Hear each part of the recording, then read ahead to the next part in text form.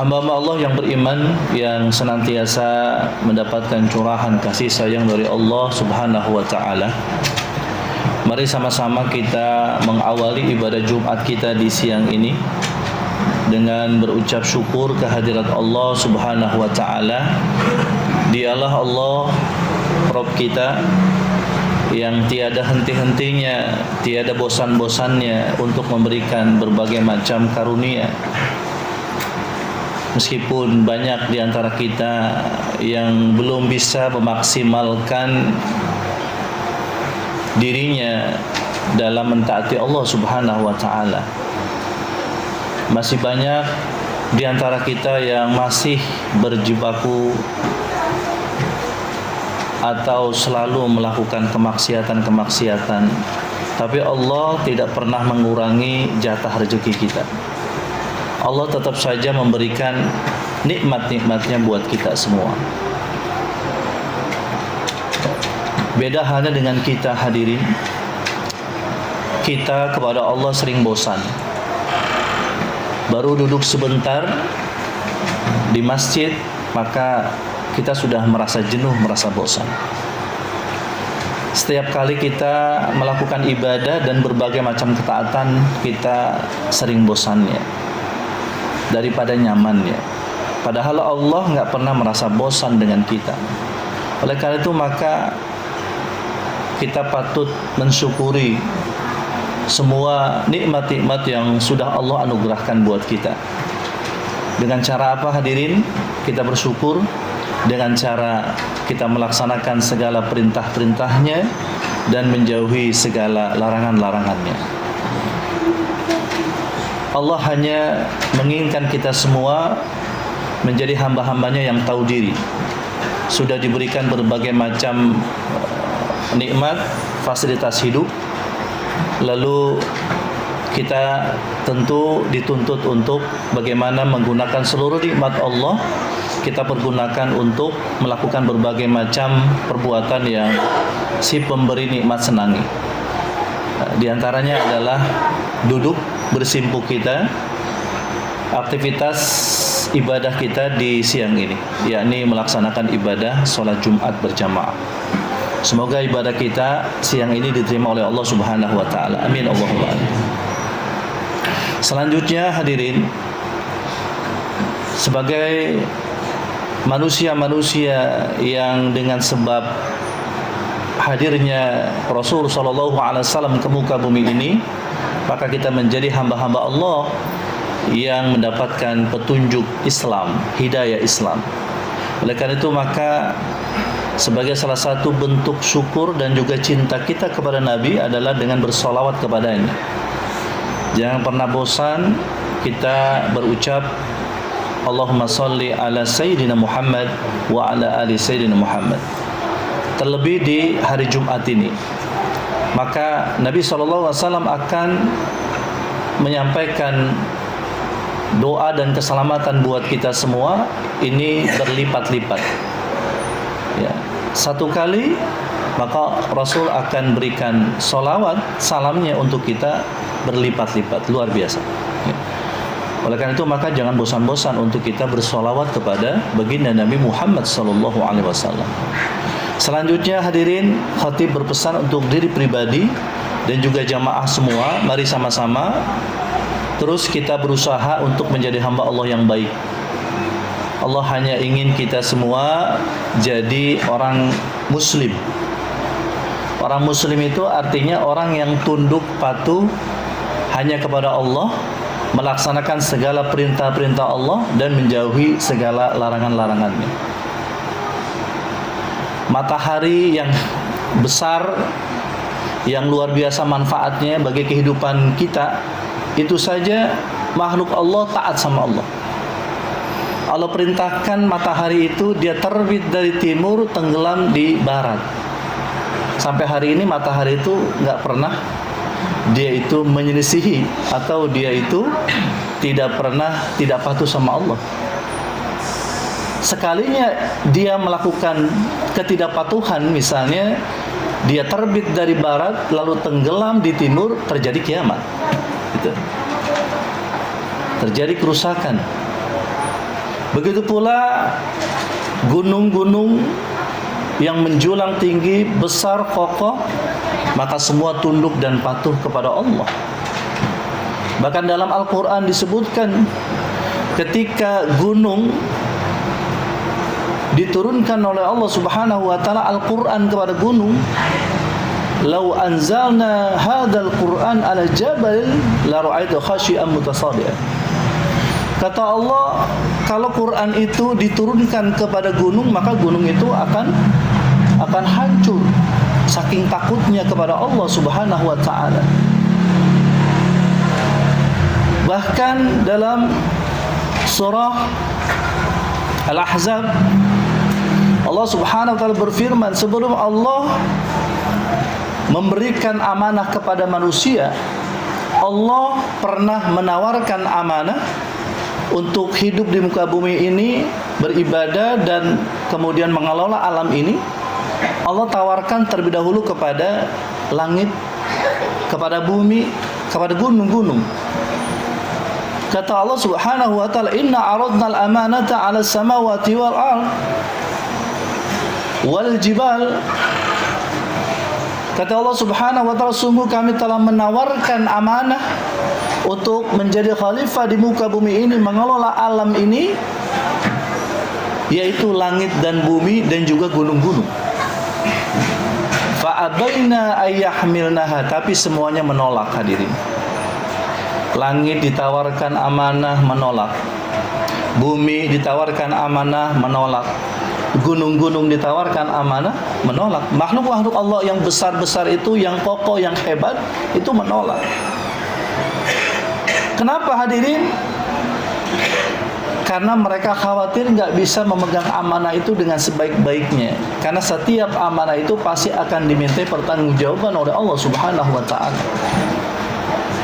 Di dalam tafsir dijelaskan bahwa di antara amanah tersebut nggak cuma manusia mengelola alam ini, tapi manusia diturunkan agama kepada mereka, diturunkan Al-Quran untuk mengatur hidup mereka. Jadi langit, bumi, gunung-gunung takut kalau mereka tidak bisa mempraktekkan, mengamalkan apa yang dituntut di dalam Al-Quran. Yang dimaksud amanah itu adalah sholat yang 5 waktu. Mereka khawatir ketika sholat 5 waktu itu diamanahkan kepada mereka, mereka nggak bisa melakukannya. Yang disebut amanah itu juga termasuk puasa yang kemarin kita laksanakan selama 1 bulan di bulan Ramadan. Makanya kata Nabi SAW, "Inna siyama amanah." Puasa itu adalah amanah. Allah berikan tanggung jawab kepada kita untuk kita bisa memegangnya, memeliharanya, melaksanakannya dengan sebaik-baiknya. Kata Nabi, "Falyahfaz ahadukum amanatahu." Maka jaga, kata Nabi, amanah puasa itu dengan sebaik-baiknya. Ketika kita sebagai suami, istri kita amanah. Kita sebagai bapak, anak kita adalah amanah. Dan semua itu kullu ulaika kana anhu mas'ula. Semuanya itu akan dimintai pertanggungjawaban oleh Allah Subhanahu wa taala. Bahkan mata kita, hadirin, telinga kita, mata kita untuk melihat, telinga kita untuk mendengar, maka semua itu juga akan diminta pertanggungjawaban oleh Allah Subhanahu wa taala. Dalam sebuah hadis Nabi SAW dari Mu'adz bin Jabal, Nabi bersabda bahwasanya 4 hal nanti yang akan ditanya oleh Allah. Allah akan minta pertanggungjawaban dari kita semua tanpa terkecuali. Ya, sebelum kaki hamba tergelincir, lan tazula qadama 'abdin yaumal qiyamah hatta yus'ala an arba' khisalin. 4 yang ditanya oleh Allah Subhanahu wa taala. Yang pertama, an umrihi fi ma'afna. Umurmu, umur kita, hadirin, nanti akan ditanya. Allah kasih umur kita 60 tahun, Allah kasih umur kita 70 tahun. Itu digunakan buat apa? Apakah untuk mentaati Allah? Apakah untuk beribadah? Apakah untuk melakukan kebajikan-kebajikan, atau malah sebaliknya? Allah akan tuntut kita berkaitan dengan umur yang sudah Allah berikan kepada kita. Yang kedua, wa an syababihi fima ablah. Masa muda kita, masa tua enggak ditanya. Karena orang yang sudah tua renta itu biasanya ya sudah, apa yang mau diharapkan? Masa sih sudah tua enggak juga bertaubat kepada Allah?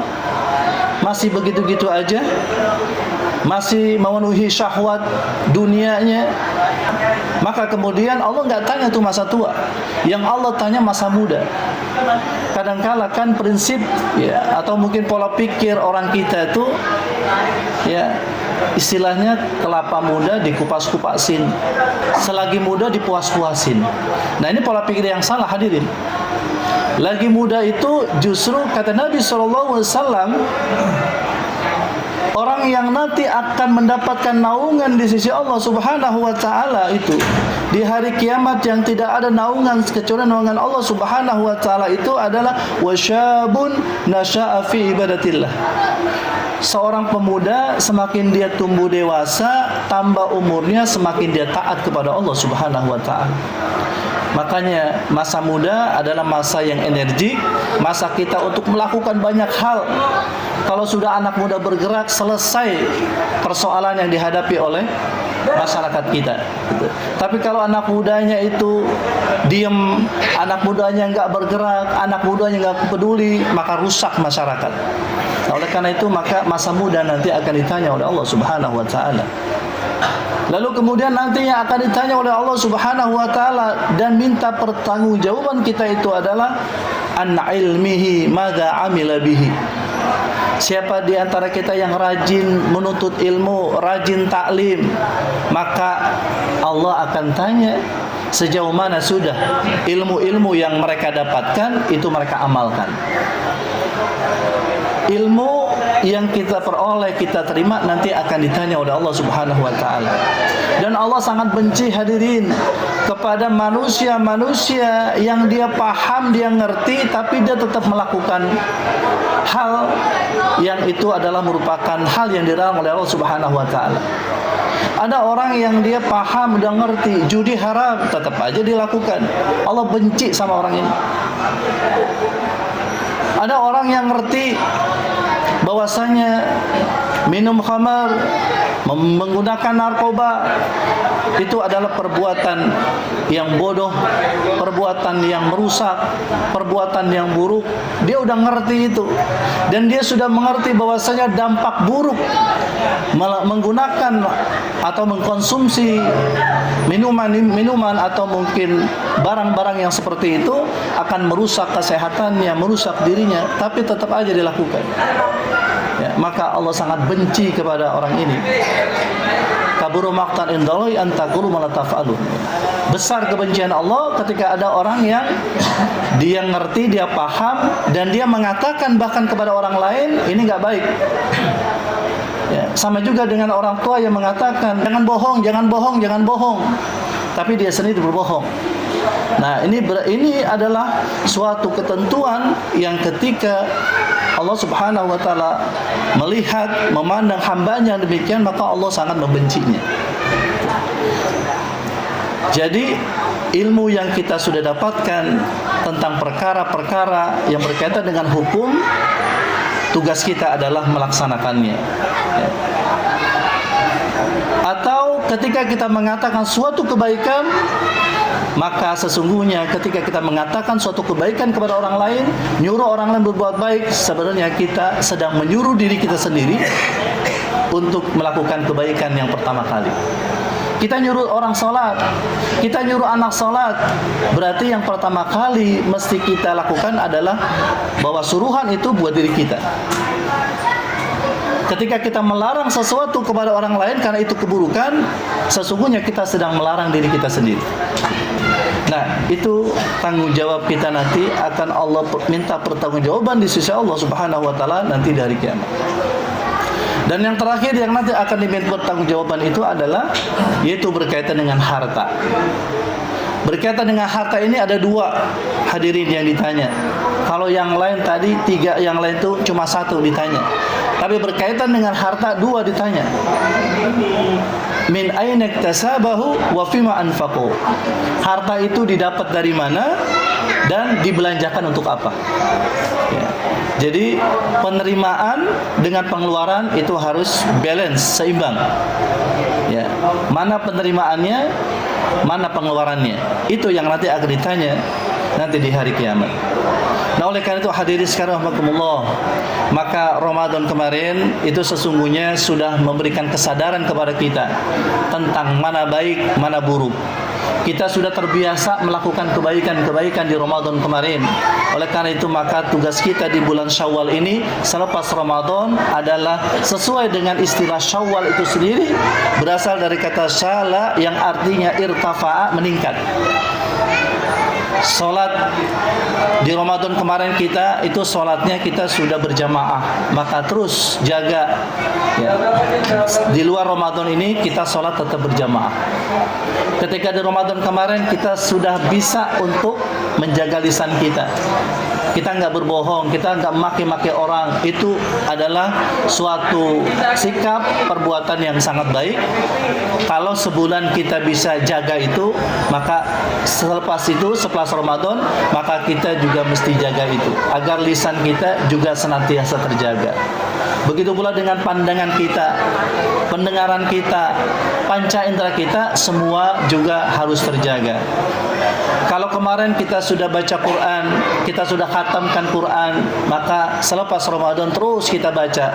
Kalau ada yang belum bisa baca Quran, mari sama-sama selepas Ramadan mulai sekarang niat untuk belajar Al-Quran, karena seorang muslim itu memang sudah sepantasnya dia bisa membaca Al-Quran sebagai kalamullah, firman Allah Subhanahu wa taala. Masa orang Islam sudah berpuluh-puluh tahun dia menjadi muslim, baca Quran saja nggak bisa.